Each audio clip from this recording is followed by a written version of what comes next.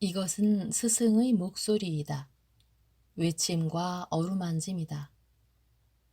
이 목소리가 회개하기를 원치 않는 사람들에게 말할 때에는 외침이 되고, 비록 불완전하더라도 하느님과 그분의 말씀을 찾아내려는 착한 뜻을, 하느님과 그분의 말씀을 찾아낸 다음에는 자기를 거룩하게 하려는 착한 뜻을 가진 사람들에게 말할 때에는 어루만짐이 된다. 이 사람들에게는 말씀이 친구의 어루만짐이 되고 예수의 축복이 된다. 16. 같은 날 밤 베드로에게 사죄의 권한과 왜 성인과 무죄한 사람들이 고통당하는지에 대하여 설명하시다. 1947년 1월 15일 예수께서는 작은 방 안에 혼자 계신다. 그분께서는 작은 침대 위에 앉아 생각하시거나 기도하고 계신다. 작은 기름등잔에 작고 노리끼리한 불꽃이 선반 위에서 깜빡이고 있다. 집 안에서도 길에서도 아무 소리도 들리지 않는 것으로 보아 지금은 밤인가 보다. 단지 급류가 흐르는 소리만이 집 밖에서 밤의 정막 속에서 더 크게 들리는 것 같다. 예수께서는 고개를 들고 문을 보신다. 그분께서는 귀 기울여 듣고 계신다. 그분께서는 일어나 문을 열어주신다. 그분께서는 밖에 서 있는 베드로를 보신다. 너냐? 들어오너라. 시몬아, 무슨 일이냐? 먼 길을 가야 하는 네가 아직도 자지 않고 있느냐? 예수께서는 그의 손을 잡아 안으로 끌어들이시고 소리나지 않게 문을 다시 닫으신 다음 침대 가장자리 그분 곁에 앉히신다. 선생님, 저는 오늘도 당신께서 저에게 무슨 가치가 있는지를 보셨느냐고 당신께 말씀드리고 싶었습니다. 저는 가엾은 어린이들과 놀아주고 한도파를 위로하고 젖이 안 나오는 암양 때문에 서로 다투고 있는 두 명의 목자를 화해시키는 일 같은 걸 할 수 있을 뿐입니다. 저도 보잘것없는 사람입니다. 그래서 저는 심지어 당신이 저에게 설명해 주시는 것도 알아듣지 못할 정도로 우둔합니다. 그러나 그건 다른 문제입니다. 지금 저는 바로 그렇기 때문에 당신께서는 저를 이곳에 그냥 있게 해주십사고 말씀드리기를 원했습니다. 저는 당신께서 저희와 함께 가시지 않을 때는 돌아다니고 싶지 않습니다. 저는 무언가를 잘하지 못합니다. 주님, 저를 만족시켜 주십시오. 베드로는 시선을 방바닥에 투박하고 깨진 벽돌들에 고정시킨 채 간절하게 말한다. 시몬아, 나를 보아라. 예수께서 그에게 명하신다. 베드로가 순종하자 예수께서는 그를 유심히 응시하시며 물으신다. 그게 전부냐? 그것이 네가 깨어있는 이유의 전부야? 그것이 너를 여기 남아있게 해달라고 정하는 유일한 이유인 거냐? 시몬아, 솔직해라. 네가 내 선생에게 내 생각의 다른 일부를 말하는 것은 불평하는 것이 아니다. 너는 한담과 유익한 말의 차이를 구별할 줄 알아야 한다. 다른 사람들에게 아무것도 해줄 수 없는 사람에게 그들의 잘못들에 대하여 말하는 것은 한담이고 대체로 한가한 가운데에서 죄를 많이 짓는다. 그럴 때는 자기가 하는 말이 사실일지라도 그것은 분명히 사랑의 결여일 뿐이다. 다소간 신랄하게 꾸짖으면서 조언을 곁들이지 않는 것이 사랑의 결여인 것과 마찬가지이다. 그런데 나는 옳은 비난들에 대하여 말하고 있다. 그렇지 않은 비난들은 부당하고 그래서 그것들은 우리 이웃을 거스르는 죄이다. 그러나 자기의 이웃이 죄 짓는 것을 보고 그가 하느님의 마음을 상하게 해드리고 그 자신의 영혼을 해치는 것을 괴로워하고 자기는 누군가의 죄의 중대성을 평가할 만한 능력이 없다는 것을 깨달음과 동시에 그 사람을 회개시킬 수 있는 말을 할 수 있을 만큼 자기가 충분히 지혜롭지 못하다고 느껴서 의인이나 현인을 찾아가 자기의 염려를 털어놓을 때 그는 죄 짓지 않는다. 왜냐하면 그 비밀을 털어놓는 것이 추문을 끝내고 한 영혼을 구원하는 것을 목적으로 하기 때문이다. 그것은 마치 누군가가 수치스러운 병에 걸린 친척을 가진 것과 같은 것이다. 그는 틀림없이 그 병을 사람들에게 숨기려고 애쓸 것이다. 그러나 그는 비밀리에 의사를 찾아가 말할 것이다. 제 친척은 이러저러하게 고통당하고 있습니다. 그러나 저는 그에게 어떻게 조언해야 할지, 그를 어떻게 고쳐주어야 할지 알지 못합니다. 당신이 직접 와주시거나 아니면 제가 어떻게 해야 할지 저에게 말씀해 주십시오. 그런 경우에 그가 자기 친척에 대한 사랑을 가지고 있지 않는 것이냐? 아니다. 그 반대다. 만일 그가 잘못된 신중함과 사랑으로 그 병을 못 본 채 함으로써 병이 진행되어 죽음을 야기했다면 그에게 사랑이 없는 것이다. 그 날은 멀지 않을 것인데 어떤 날 너와 네 동료들은 사람들의 마음의 비밀들을 들어야 할 것이다. 너희가 지금 그런 이야기들을 듣는 것처럼 사람들로서 듣는 것이 아니라 사제들로서, 즉 내가 의사, 선생, 목자인 것처럼 너희도 영혼의 의사들, 선생들, 목자들로서 들어야 할 것이다. 너희는 듣고 결정하고 조언해야 할 것이다. 너희의 판단은 마치 하느님께서 직접 그것을 선고하신 것과 똑같은 가치를 가지게 될 것이다. 베드로는 자기를 그분 가까이에 붙들고 계시는 예수에게서 벗어나 일어서며 말한다. 주님, 그것은 불가능합니다. 그런 일을 저희에게 맡기지 마십시오. 저희는 사람들처럼 판단할 줄도 모르는데 당신께서는 어떻게 저희가 하느님처럼 판결하기를 바라실 수 있습니까? 그때 너희는 할 수 있을 것이다.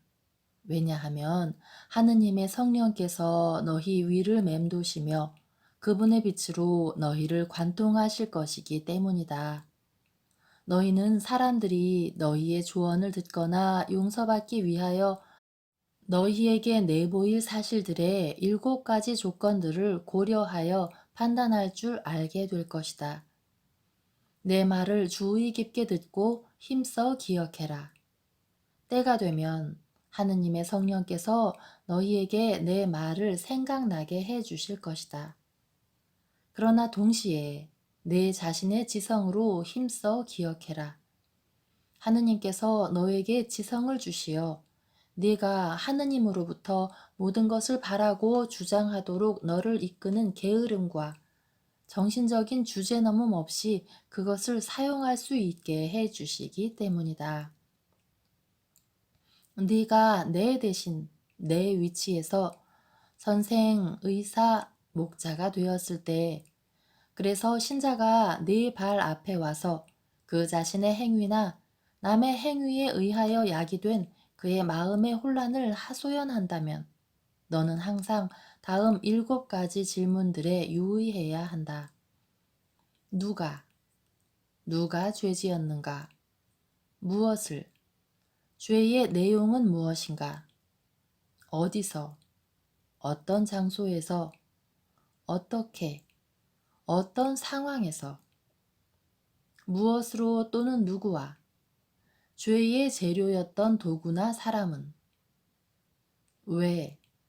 죄짓기에 적합한 환경을 야기한 요인은 무엇인가? 언제? 어떤 조건들과 반응들 하에서 그리고 우발적이었는가 아니면 불건전한 습관으로 인한 것이었는가?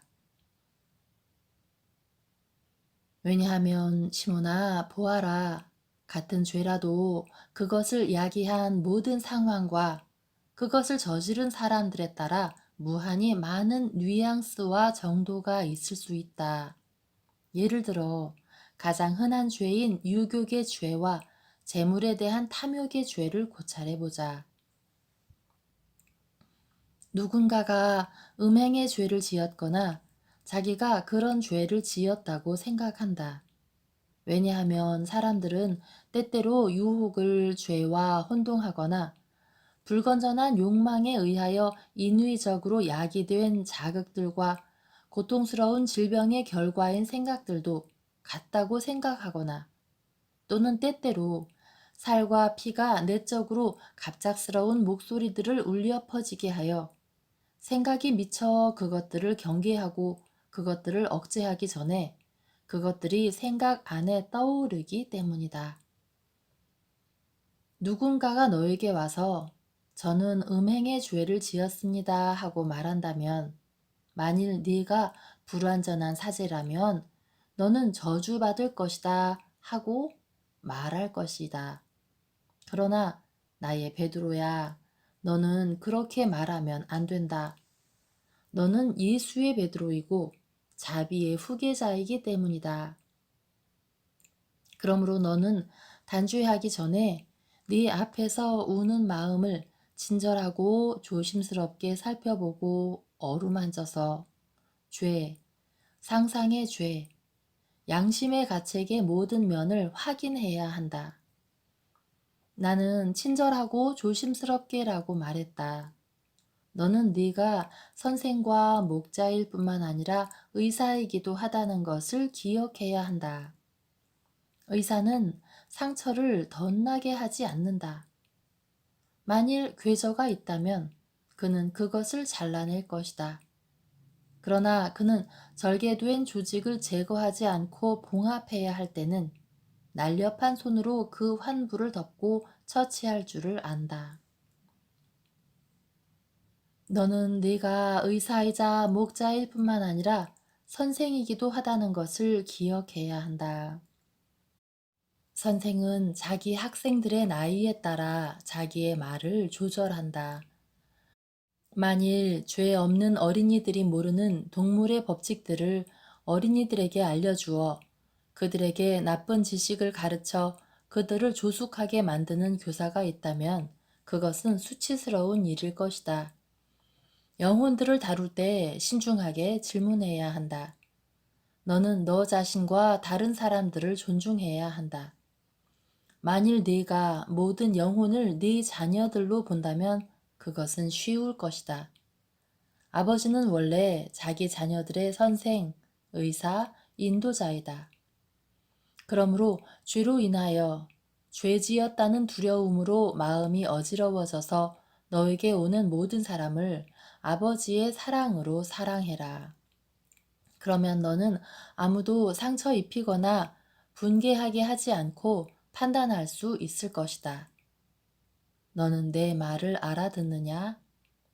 예, 선생님. 저는 당신의 말씀을 아주 잘 이해했습니다. 저는 신중하고 참을성 있어야 하고 사람들에게 그들의 상처들을 드러내도록 설득해야 합니다. 그러나 저는 그 상처들에 다른 사람들의 주의를 끌지 않고 몸소 그 상처들을 살펴봐야 하고 제가 실제로 상처가 있는 것을 보는 경우에만 너는 알겠느냐? 너는 이러저러하게 함으로써 너 자신에게 상처를 입혔다 하고 말해야 합니다. 그러나 만일 제가 그 사람이 잘못된 상상으로 상처 입었다고 두려워하고 있다는 것을 알게 될 경우에는 죄의 진정한 근원들을 비출 수 있는 빛을 줄 수 있는 쓸데없는 영성이나 설명을 열심히 해주지 말고 그 망상을 불어 없애버려야 합니다. 제 말이 맞습니까? 그렇다. 너는 아주 잘 말했다. 그렇다. 만일 누군가가 너에게 저는 음행의 죄를 지었습니다 하고 말한다면 너는 내 앞에 있는 사람이 누구인지를 살펴보아야 한다. 죄가 모든 연령층에서도 저질러질 수 있다는 것은 사실이다. 그러나 그것은 어린이들에게서 보다는 어른들에게서 더 쉽게 발견될 것이다. 따라서 어른이냐 소년이냐에 따라 질문과 답변들이 다를 것이다. 결과적으로 최초의 질문 다음에 죄의 재료에 관한 두 번째 질문이 이어지고 그 다음에는 죄 지은 장소에 대한 세 번째 질문, 상황에 대한 네 번째 질문, 죄의 공범자에 대한 다섯 번째 질문, 죄의 원인들에 대한 여섯 번째 질문, 죄 지은 시간과 죄의 수에 대한 일곱 번째 질문이 이어진다. 너는 대체로 세상에서 사는 어른들의 경우에는 진짜 죄의 상황이 각 질문에 대응하여 드러나는 것을 보게 될 것이다. 반면 나이로나 영적으로 어린이들인 경우에 너는 많은 질문들에 대하여 여기에는 죄의 두려움이 있는 것이지 진짜 죄는 없다고 대답해야 할 것이다. 아니 때로 너는 더러움 대신 흙탕물이 튀었다는 두려움으로 떨고 그래서 그 꽃받침 속에 내려온 한 방울의 이슬을 흙탕물이 튄 것으로 오인하는 백합꽃이 있는 것을 보게 될 것이다. 그들은 하늘나라를 너무 갈망하는 나머지 그들과 태양 사이에 가로질러 있어서 그들에게 잠시 그림자를 드리우지만 그러고 나서 그 깨끗한 꽃뿌리에 흔적을 남기지 않고 지나가는 구름의 그림자도 오점이라고 생각하고 염려하는 영혼들이다. 그들은 참으로 죄 없고 죄 없는 채로 남아있기를 열망하는 영혼들이어서 사탄이 그들을 상상의 유혹들로 놀라게 하거나 육체의 자극들을 도발하거나 육체의 진짜 질병들을 이용하여 육체 자체를 자극함으로써 놀라게 한다. 그 영혼들은 죄인들이 아니라 순교자들이기 때문에 위로받고 지지받아야 한다. 항상 그것에 유의해라. 또한 다른 사람들의 부나 재산에 대하여 탐욕으로 죄 짓는 사람들을 똑같은 방법으로 판단해야 한다는 것을 항상 기억해라. 왜냐하면 만일 궁핍하지 않은데도 탐욕스럽고 무자비하게 가난한 사람들의 것을 강탈하고 시민들, 하인들 또는 민족들을 핍박하여 정의를 거슬러 행동하는 것은 저주받은 죄이지만 이웃들에게 빵을 얻지 못하여 자기 자녀들과 자기 자신의 허기를 달래기 위하여 약간의 빵을 훔치는 사람의 죄는 훨씬 덜 중하다. 음란한 사람이나 도둑의 죄를 판단할 때에도 그 죄의 수, 상황, 그리고 중대성이 감안되어야 하고 그가 죄 짓고 있을 때 그 죄인이 그 죄에 대하여 어떤 지식을 가지고 있었는지도 고려되어야 한다. 왜냐하면 완전히 알고서 행동하는 사람은 무지로 인하여 행동하는 사람보다 훨씬 더 중대한 죄를 짓기 때문이다. 또한 자기 의지에 자유로운 동의에 따라 행동하는 사람은 죄 짓도록 강요받은 사람보다 훨씬 더 큰 죄를 짓기 때문이다. 내가 진실로 너에게 말하는데 외관상 죄로 보이지만 사실은 순교이고 그래서 순교자에게 주어지는 상급을 받을 행위들이 있을 것이다. 그리고 무엇보다 각 경우에 단죄하기 전에 너는 너도 한 사람이었다는 것과 아무도 그에게서 죄를 발견할 수 없었던 네 선생이 지은 죄를 뉘우치는 사람을 아무도 결코 단죄하지 않았다는 것을 명심해야 한다.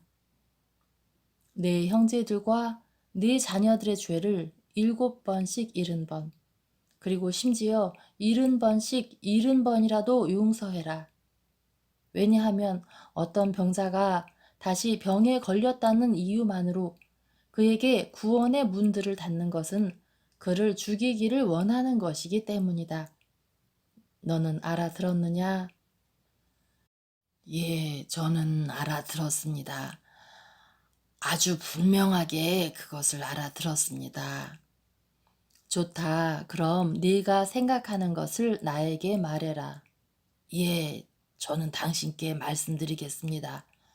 왜냐하면 저는 당신께서 모든 것을 아신다는 것을 알 수 있고, 유다는 자기가 가지 못하는 것을 괴로워하기 때문에 만일 제가 저를 대신하여 돌아다니도록 유다를 보내달라고 당신께 말씀드린다 해도 당신께서는 제가 불평하는 것이 아니라는 것을 알기 때문입니다. 저는 그저 질투한다거나 제가 화났다는 것을 당신께 말씀드리려는 것이 아니라 그에게 평화를 주고 당신께도 평화를 드리기 위하여 말씀드리는 것입니다. 왜냐하면 당신께서 그런 폭풍을 줄곧 당신 가까이에 두시는 것은 참으로 성가신 일일 테니까요. 유다가 다시 불평했느냐? 글쎄요, 그는 불평을 했습니다. 그는 당신의 한마디 한마디의 말씀이 자기에게 상처를 입힌다고 말했습니다. 당신께서 아이들에게 말씀하셨던 것도요. 그는 당신께서 하와가 왕관처럼 빛나는 그것을 좋아했기 때문에 그녀가 그 나무에 갔다고 말씀하셨을 때 당신께서는 자기를 두고 말씀하신 것이 사실이라고 말합니다. 사실 저는 거기 어떤 암시가 있었다고 생각하지 않았습니다. 그러나 저는 무식합니다. 반대로 바르톨로메오와 열성당원은 유다가 빛나는 것과 허영심을 자극하는 모든 것에 매력을 느끼기 때문에 가장 아픈 데가 건드려졌다고 말했습니다. 그런데 그들은 지혜로우니 그들의 말이 옳을 것입니다. 선생님, 당신의 불쌍한 사도들에게 선심을 베풀어 주십시오. 유다를 기쁘게 해주시고 그와 함께 저도 기쁘게 해주십시오. 어쨌든요, 당신께서도 아시지요. 저는 그저 아이들이나 즐겁게 해줄 줄 알고 선생님의 품 안에서 아이가 될 줄이나 합니다. 베드로는 자기의 온 힘을 기울여 진정으로 사랑하고 있는 자기의 예수께로 바짝 다가앉는다. 안 된다. 나는 너를 기쁘게 해줄 수 없다. 고집 부리지 마라. 너는 바로 네가 그러한 사람이기 때문에 전도하러 가야 하고 그는 바로 그런 사람이기 때문에 여기 남아 있어야 한다. 내 형제도 그것을 나에게 언급했었다. 그런데 내가 내 사촌을 사랑하는데도 불구하고 나는 그에게 안 된다고 대답했다. 서로 내 어머니께서 부탁하신다 해도 나는 양보하지 않을 것이다. 그것은 벌이 아니라 약이다. 유다는 그 약을 먹어야 한다. 혹시 그것이 그의 영혼에 도움이 되지 않는다 해도 내 영에는 도움이 될 것이다. 왜냐하면 나는 내가 그를 성화시킬 수 있는 무언가를 소홀히 했다고 나 자신을 비난하게 되어서는 안 될 것이기 때문이다. 예수께서는 이렇게 말씀하시는데 엄격하시고 권위적이시다. 베드로는 두 팔을 떨어뜨리고 한숨을 쉬며 고개를 숙인다. 시몬아, 그것에 대해서 염려하지 마라. 우리는 영원히 함께 있을 것이고 서로 사랑할 것이다. 너에게는 나에게 말할 것이 더 있었지. 선생님, 시간이 늦었습니다. 당신께서는 주무셔야 합니다. 시몬아, 너는 나보다 더 쉬어야 한다. 너는 새벽에 길을 떠나야 하니 말이다. 저로 말씀드리자면, 저는 침대에 있는 것보다 당신과 여기 함께, 여기 머물러 있는 것이 더 휴식이 됩니다. 그런 말 해라. 너는 내가 잠이 적다는 것을 알지. 예, 저는 돌대가리입니다. 저는 그것을 알고 부끄럼 없이 그렇게 말합니다. 그리고 만일 그것이 저에게 달린 것이라면 저는 아주 유식해지려고 애쓰진 않을 것입니다. 왜냐하면 저는 가장 큰 지혜는 마음을 다하여 당신을 사랑하고 당신을 따르고 당신을 섬기는 것이라고 생각하니까요. 그러나 당신께서는 저를 이리저리로 보내십니다. 그리고 사람들은 저에게 질문들을 해대고 저는 그 질문들에 답해야 합니다. 저는 제가 당신께 여쭙는 것을 다른 사람들이 저에게 물을 수도 있다고 생각합니다. 왜냐하면 사람들의 생각들은 엇비슷하니까요. 어제 당신께서는 죄 없는 사람들과 성인들은 항상 고통당할 것이라고, 아니, 그들은 모든 사람을 대신하여 고통당할 것이라고 말씀하셨습니다. 비록 당신께서 그들 스스로가 그것을 원할 것이라고 말씀하셨음에도 불구하고 저는 그것을 이해하기가 어렵습니다. 그리고 저는 그것이 제가 알아듣기 힘드니 다른 사람들도 알아듣기 힘들 수도 있다고 생각합니다. 만일 그들이 저에게 질문한다면 저는 그들에게 뭐라고 대답해야 합니까? 이번에 첫 여행 중에 한 어머니가 저에게 말했습니다. 제 어린 딸은 착하고 죄가 없었는데 그 애가 그렇게 심하게 고통당하면서 죽는 것은 옳지 않았습니다 하고요. 저는 뭐라고 말해야 할지 몰라 주님께서 주셨다가 주님께서 빼앗아 가셨으니 주님의 이름은 찬미 받으시기를 이라는 욥의 말을 인용했습니다. 그러나 저 자신도 확신하지 못했고 그녀를 설득하지도 못했습니다. 다음번에는 무슨 말을 해야 할지 제가 알았으면 좋겠습니다. 좋은 질문이다. 들어보아라. 가장 착한 사람들이 모든 사람을 대신하여 고통당하는 것은 불의처럼 보이지만 그것은 위대한 정의이다. 자, 시몬아, 나에게 말해라. 땅이란 무엇이냐? 이 땅 전체가 무엇이냐는 말이다. 이 땅이요? 먼지와 물, 바위들, 동물들, 그리고 인간들로 이루어진 커다란 매우 큰 공간입니다. 그 다음에는 그게 전부입니다. 만일 당신께서 그것이 사람이 벌받고 귀양살이하는 곳이라고 제가 말하는 것을 바라시지 않는다면 말입니다. 시몬아, 땅은 하나의 제단이다. 거대한 제단이다. 땅은 그 창조주께 영속적인 영광을 드리는 제단이어야 했다. 그러나 땅은 죄악으로 가득하다. 그러므로 땅은 그 위에서 희생 제물들이 불살라지는 끝없는 속죄와 희생의 제단이 되어야 한다. 땅은 우주에 널려 있는 다른 세상들처럼 그것을 창조하신 하느님께 시편들을 노래해야 할 것이다. 보아라. 예수께서는 목재 창들을 여신다.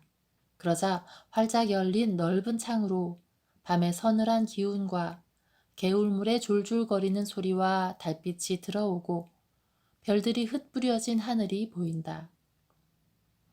저 별들을 보아라. 그들은 창공의 무한한 공간 안에서 빛과 움직임인 그들의 목소리로 하느님께 찬미가들을 노래하고 있다. 그들의 노래는 수백만 년 동안 하늘의 푸른 들판들로부터 하느님의 하늘까지 계속 올라간다. 우리는 항성들, 행성들, 해성들을 별인 사람들로 상상하여 사제별, 레위인 별들, 동정녀 별들, 평신도 별들처럼 무한한 성전에서 창조주께 찬미가들을 노래하고 있다고 상상해 볼 수 있다. 시몬아, 들어보아라. 나뭇잎들 사이로 살랑거리며 부는 바람 소리와 밤의 물소리를 들어보아라. 땅도 하늘처럼 바람들, 물, 새들과 짐승들의 목소리들로 노래 부른다. 그러나 창공을 가득 채우고 있는 별들의 빛나는 찬미는 창공에는 충분하지만 바람들, 물들, 짐승들의 노래는 땅인 성전에 충분하지 않다. 왜냐하면 땅에는 무의식적으로 하느님께 찬미가들을 노래하고 있는 바람들, 물들, 짐승들만이 아니라 사람도 있기 때문이다. 사람은 동물들, 광물들, 식물들처럼 물질을 가지고 있고 하늘의 천사들처럼 영혼을 가지고 있어 시간 안에서 그리고 세상에서 모든 존재들보다 뛰어난 완전한 피조물이다. 만일 그가 시련 중에서 충실하다면 처음에는 은총으로 나중에는 천사들처럼 천국에서 하느님을 알고 소유하게 되어 있다. 모든 본성들을 포함하고 있는 종합체인 사람은 다른 피조물들이 가지고 있지 않은 사명을 가지고 있고 그것은 그에게 의무일 뿐 아니라 기쁨이기도 해야 할 터인데 그 사명이란 하느님을 사랑하는 것이다.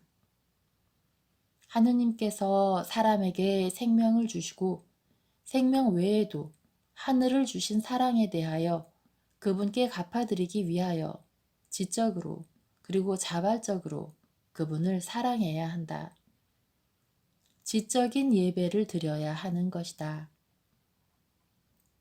시몬아, 이것을 숙고해 보아라.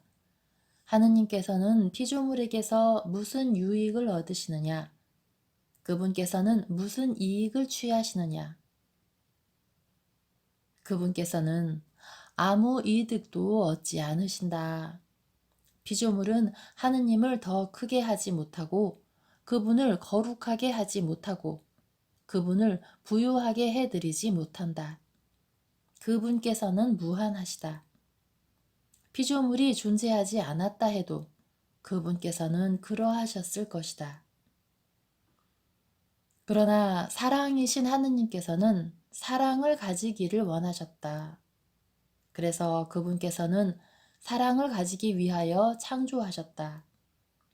하느님께서는 사랑만을 피조물에게서 얻으실 수 있을 뿐이시며 그 사랑은 천사들과 사람들 안에서만 있는 지성적이고 자유로운 것인데 그것은 하느님의 영광이고 천사들의 기쁨이고 사람들의 종교이다.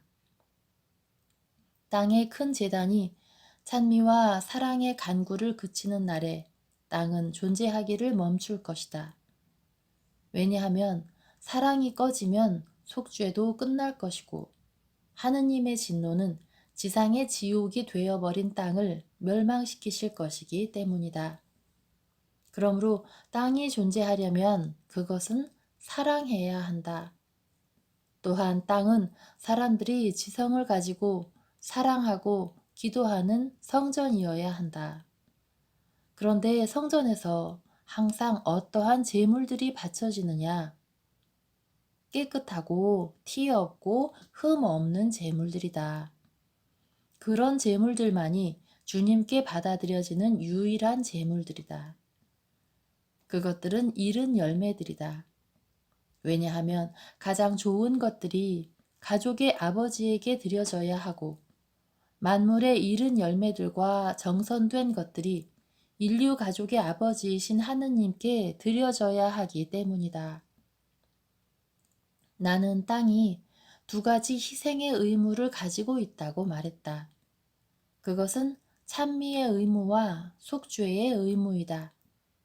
왜냐하면 땅 전체에 퍼져 있는 인류는 최초의 사람들 안에서 죄 지었고 하느님을 멀리한 죄에 세상과 육신과 사탄의 목소리들에 대하여 동의하여 셀 수 없는 다른 죄들을 더함으로써 끊임없이 죄 짓고 있기 때문이다. 하느님과의 유사성을 가지고 있고 그 자신의 지성과 하느님의 도우심을 가지고 있으면서도 죄 있는 인류, 아주 죄 많은 인류는 점점 더 죄를 짓는다. 별들도 순종하고 식물들도 순종하고 광물들도 순종하고 동물들도 순종하며 그것들은 자기들이 할 수 있는 최선을 다하여 주님을 찬미한다. 그러나 사람들은 충분히 순종하지 않고 주님을 충분히 찬미하지 않는다. 그래서 모든 사람을 대신하여 사랑하고 속죄하는 희생자 영혼들이 필요한 것이다. 그들은 알지 못한 채 죄밖에 지을 줄 모르는 사람들을 위하여 쓰라린 고통의 벌을 대가를 지불하는 죄 없는 어린이들이다.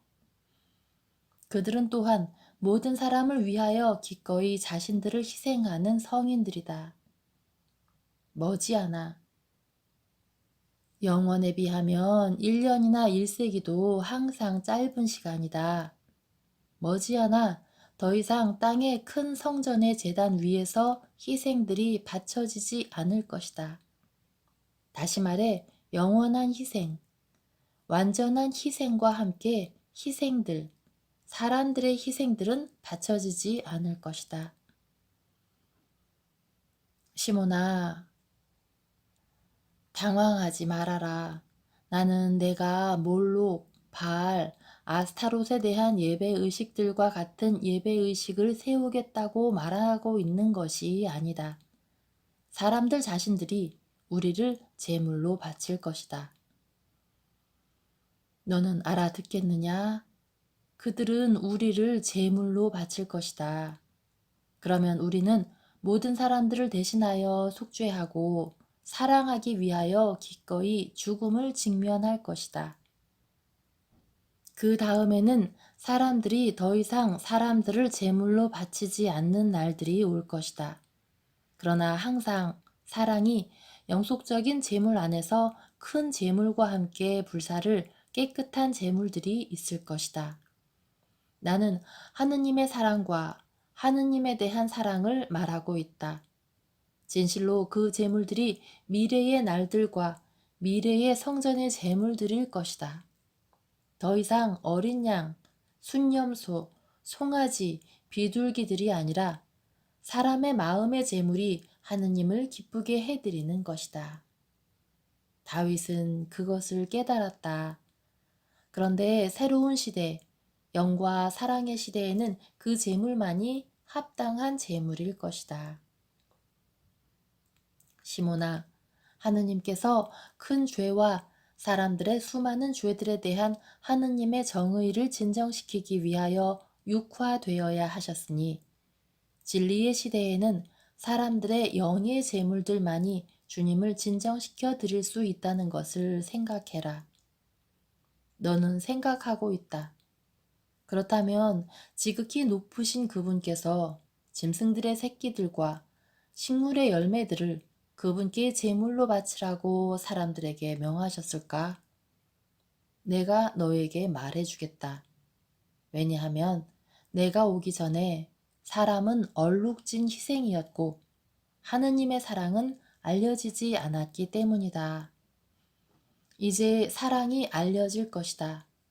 내가 사람에게 은총을 돌려줄 것이기 때문에 사람은 은총을 통하여 사랑을 알게 될 것이고 자기의 무기력 증상에서 나올 것이고 기억할 것이고 이해할 것이고 살 것이며 자기의 선생이고 구속자인 하느님의 어린 양을 모범으로 삼아 사랑과 속죄의 희생이 되어 염소와 어린 양들을 대체할 것이다. 지금까지는 벌이었던 고통이 완전한 사랑으로 변할 것이고 완전한 사랑으로 고통을 포옹하는 사람들은 복될 것이다. 그렇지만 어린이들은 너는 아직 자신들을 바칠 줄 모르는 사람들을 말하고 있다. 그런데 너는 하느님께서 언제 그들 안에서 말씀하시는지 아느냐? 하느님의 언어는 영적이다. 영혼은 그 언어를 이해하는데 영혼에는 나이가 없다. 아니, 나는 어린이의 영혼은 악의가 없기 때문에 하느님을 이해하는 능력에 있어 늙은 죄인의 영혼보다 더 어른스럽다고 너에게 말하겠다. 시몬아, 내가 너에게 말하는데 너는 많은 어린이들이 어른들, 심지어 너 자신에게 영웅적인 사랑의 지혜를 가르치는 것을 볼 만큼 오래 살 것이다. 그러나 자연적인 이유들로 죽는 어린이들은 생명의 책에 하늘나라에서 복된 영혼들만이 읽을 책에 쓰인 지혜의 일부이기에 하느님께서는 내가 너에게 설명할 수 없을 정도로 드높은 사랑의 동기들로 직접적으로 활동하신다. 나는 읽을 것이라고 말했다만 사실 하느님을 알 뿐 아니라 하느님의 무한한 지혜도 알려면 그분을 쳐다보기만 하면 충분할 것이다. 시몬아, 달이 졌구나. 새벽이 되어가는데 너는 잠을 못 잤구나. 그것은 상관없습니다, 선생님. 저는 몇 시간 동안 잠자지 못했지만 아주 많은 지혜를 얻었고 당신과 함께 있었습니다. 그러나 만일 당신께서 허락하신다면 저는 지금 가겠습니다. 자려는 것이 아니라 당신의 말씀을 다시 생각하기 위해서입니다. 그는 이미 문에 있다. 그는 나가려고 하다가 문득 생각이 떠오르는지 걸음을 멈추고 말한다. 선생님, 질문 하나가 더 있습니다. 제가 고통당하는 사람에게 고통은 벌이 아니라 하나의 은총이라고 우리들의 사명과 같은 그 무엇이고 비록 힘들지라도 아름다운 것이고 서로 알지 못하는 사람들에게는 불쾌하고 슬픈 것으로 보일 수 있다 해도 아름다운 것이라고 말하는 것이 옳습니까?